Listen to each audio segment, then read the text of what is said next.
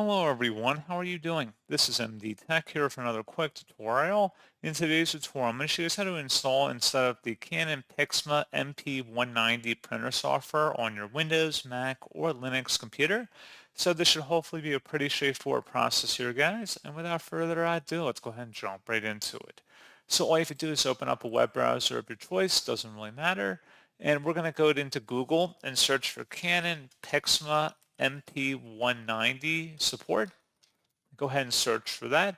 Best result should say Canon support for PIXMA MP190. Go ahead and select that. And then you should see a little image of your printer over here, and you can follow the quick links as well. But we're just going to scroll down underneath downloads and expand the software and driver section.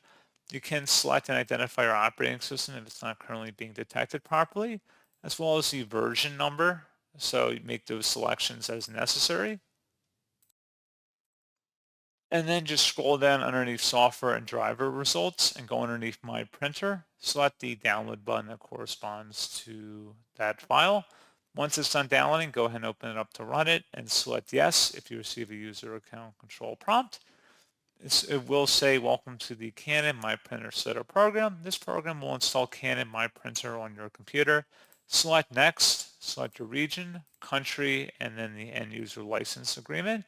Select next. And it shouldn't take too long to install here.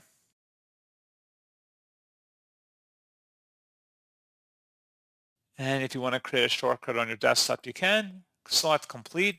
And then hopefully that should be about it. If you're having any issues connecting to your printer, you can open up that utility and select diagnose and repair printer. And it'll walk you through the troubleshooting guides of trying to detect your printer on your system. And that's pretty much it. So as always, thank you guys for watching this brief tutorial. I do hope that I was able to help you out, and I do look forward to catching you all in the next tutorial. Goodbye.